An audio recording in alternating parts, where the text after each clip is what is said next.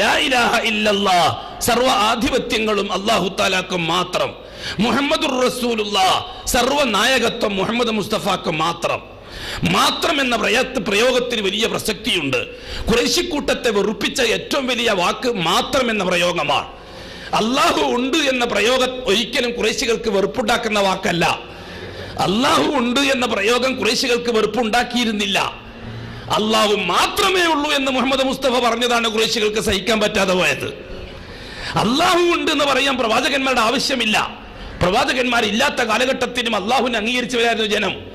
എല്ലാ കാലഘട്ടവും പരിശോധിച്ച് നോക്കി. നൂഹ് നബി അലൈഹി സ്വലാത്തു വസ്സലാമിന്റെ കാലഘട്ടം പരിശോധിച്ച് നോക്കി. അല്ലാഹു ഉണ്ട് എന്ന് അംഗീകരിച്ച സമൂഹത്തിനാണ് അല്ലാഹുവിനെ പരിചയപ്പെടുത്തി കൊടുക്കുന്നത് നൂഹ് നബി.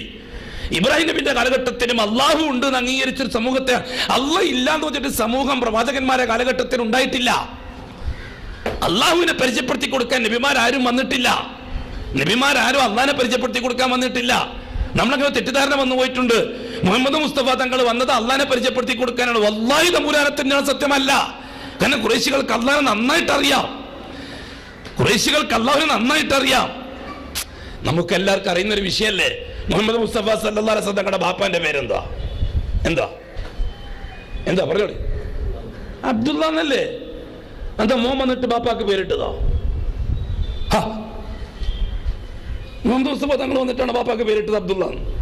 അബ്ദുള്ള എന്ന അബ്ദുള്ളക്ക് അബ്ദുൽ മുത്തലിബ് പേരുണ്ടെങ്കിൽ മുഹമ്മദ് മുസ്തഫ തങ്ങൾ വരുന്നതിന് മുമ്പേ അള്ളാഹു എന്ന ജലാലത്തിന്റെ ഇസ്മ പ്രയോഗത്തിലുണ്ടെന്നല്ലേ മനസ്സിലാകുന്നത്. വേറെ കുറിച്ച് ചോദിക്കട്ടെ. അബ്രഹത്തിന്റെ പട്ടാളം കഅബാലയത്തിൽ കരസേവക്ക് വേണ്ടി വന്നു. കഅബാലയം തകർക്കാൻ വേണ്ടിയിട്ട് അബ്രഹത്തിന്റെ പട്ടാളം വരാൻ പോന്നു. അബ്ദുൽ മുത്തലിബാണെന്ന് മക്കയുടെ കാവൽക്കാരൻ. അബ്ദുൽ മുത്തലിബ് കഅബാലയത്തിന്റെ പടിവാതിൽക്കൽ നിന്നുകൊണ്ട് ദുആ ചെയ്തത് ചരിത്രത്തിന്റെ കിതാബിലുണ്ട്. അല്ലാഹുമ്മ യാ റബ്ബ ഹാദൽ ബൈത്ത് അല്ലേ? അബ്ദുൽ മുത്തലിബ് ആരോടാ ദുആ ചെയ്തത്? ആരോടാ ദുആ ചെയ്തത്? ലാത്തയോടോ ഉസ്സയോടോ മനാത്തയോടോ? അല്ലാഹുവിനോട്. ഈ വീട്ടിന്റെ പരിപാലകനായ അല്ലാഹുവേ, ഒരു സംഘം ഈ പരിശുദ്ധമായ ഭവനത്തെ തകർക്കാൻ വേണ്ടി വരികയാണ്. നിനക്കൊന്നും നഷ്ടപ്പെടാനില്ല, എന്റെ മാനം പോവും. അബ്ദുൽ മുത്തലിബ് പറഞ്ഞ വാക്കാണ്. നിനക്കൊന്നും നഷ്ടപ്പെടാനില്ല, എന്റെ മാനം പോവും. ഞാനാണ് കഅബാലയത്തിന്റെ ഇന്നത്തെ കാവൽക്കാരൻ. നീ സംരക്ഷിക്കണം പഠിച്ചവനെ. നീ അവന്മാരെ കൈകാര്യം ചെയ്യണം പഠിച്ചവനെ. എന്നെ നാണക്കേടിലാക്കല്ലേ അല്ലാഹ്. എന്തൊരു രസമുള്ള ദുആ അബ്ദുൽ മുത്തലിബ് ദുആ ചെയ്തതാ.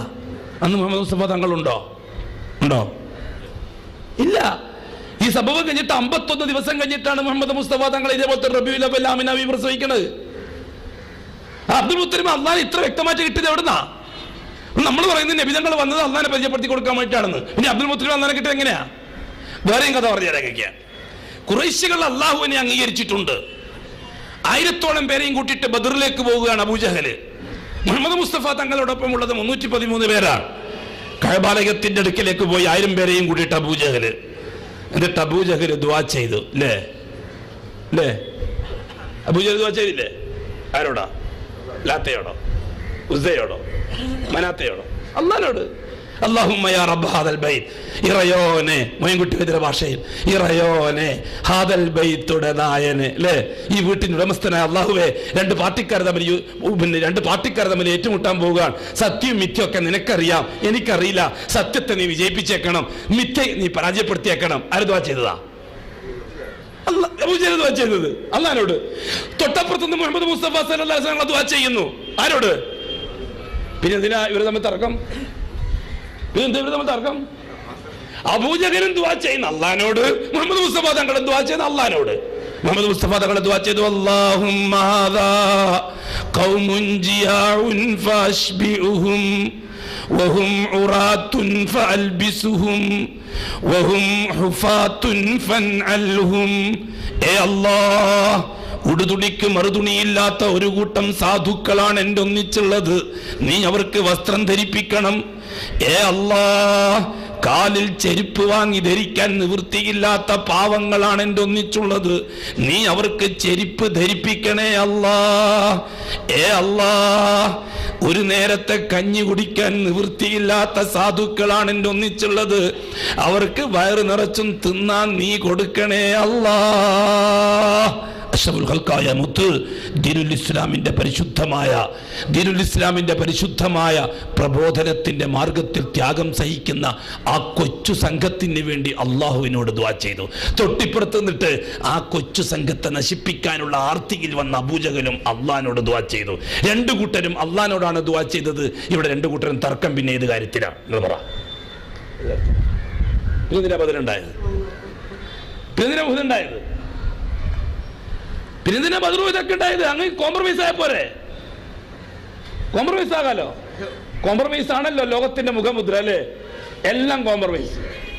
നമ്മളെല്ലാം ഒന്ന്, നമുക്കെല്ലാം കൂടെ ഒന്നിച്ച് തിന്നാം, ഒന്നിച്ചുറങ്ങാം, ഒന്നിച്ച് കക്കൂസിന് പോവാം. കോംപ്രമൈസ് ആകുന്ന പ്രശ്നമില്ല. ആദർശത്തിൽ ഒരു കോംപ്രമൈസും ഇല്ല. ഒരു സന്ധി സംഭാഷണവും ഇല്ല, ഒരു തരത്തിലുള്ള അഡ്ജസ്റ്റ്മെന്റും ഇല്ല ആദർശത്തിൽ. ലാ ഇലാഹ ഇല്ലല്ലാഹ്ന്റെ കാര്യത്തിൽ ഒരു വിട്ടുവീഴ്ചക്ക് മുസൽമാൻ ലോകത്ത് ഒരിടത്തും തയ്യാറല്ല. അള്ളാഹുവിന്റെ മാത്രം ആധിപത്യം. അള്ളാഹു അല്ലാത്ത ശക്തികൾക്കോ വ്യക്തികൾക്കോ വസ്തുക്കൾക്കോ ഒരു ആധിപത്യത്തിനും പാത്രമാരാക്കുന്ന പ്രശ്നമില്ല. ലാ ഇലാഹ ഇല്ലല്ലാഹു വഹ്ദഹു ലാ ശരീക ലഹു. എന്റെ പൊന്നു മുഅ്മിനീങ്ങൾ മനസ്സിലാക്കണം, ഇവിടെ അബൂജഹലും അഷ്റഫുൽ ഖൽക്കും തർക്കം ഏത് കാര്യത്തിലാണ്? അഷ്റഫുൽ ഖൽഖായ സല്ലല്ലാഹു അലൈഹി വസല്ലം തങ്ങൾ പറയുന്നു, ഞാൻ ഏതൊരു അള്ളാഹുവിനോട് വിളിച്ച് ദുആ ചെയ്യുന്നു ആ അള്ളാഹു മാത്രമേ ഉള്ളൂ ഇതിനൊക്കെ അവകാശം. അബൂജഹലിന്റെ വാദം അള്ളാഹു ഉണ്ട്, ഒപ്പം മറ്റു പലരുണ്ട്. ഇവിടെയാണ് തർക്കം.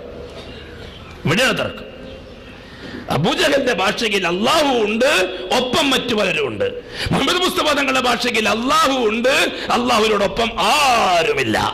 ഈ ആരുമില്ല എന്നത് ഖുറൈശികൾക്ക് താങ്ങാൻ പറ്റിയില്ല.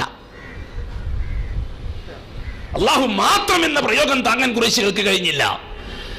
അള്ളാഹു ഉണ്ടെന്ന് പറഞ്ഞിരുന്നുവെങ്കിൽ ഖുറൈശികൾ അഡ്ജസ്റ്റ് ചെയ്യാൻ തയ്യാറായേനെ.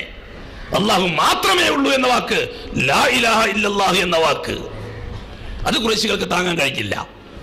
നമ്മൾ മനസ്സിലാക്കേണ്ട കാര്യം അത് തന്നെയാണ്. ഈ പറയുന്ന നമ്മൾ മനസ്സിലാക്കേണ്ട കാര്യം അത് തന്നെയാണ്.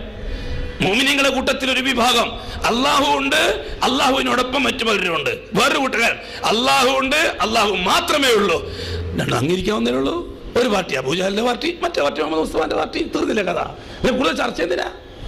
കൂടുതൽ സംവാദം എന്തിനാ? ആണോ? സംഗതി തീർന്നല്ലോ, ഒറ്റവാക്കി തീർന്നു. ഒരു കുട്ടി അള്ളാഹു മാത്രം, ലാ ഇലാഹ ഇല്ലല്ലാഹു വഹ്ദഹു. വേറെ കൂട്ടർ അള്ളാഹു ഉണ്ട്, ഒപ്പം നിന്നാളും ഉണ്ട്. അപ്പൊ ചരിത്രത്തിലേക്ക് മടങ്ങാം, ഇന്നലകളിലേക്ക് മടങ്ങാം. അള്ളാഹു മാത്രം, അത് മുഹമ്മദ് മുസ്തഫാന്റെ വാദം. അള്ളാഹു ഉണ്ട്, ഒപ്പം ചിലരുണ്ട്, അത് അബൂജഹലിന്റെ വാദം. അബൂജഹലിന്റെ വാദം വിടാം, മുഹമ്മദ് മുസ്തഫാന്റെ വാദം സ്വീകരിക്കാം.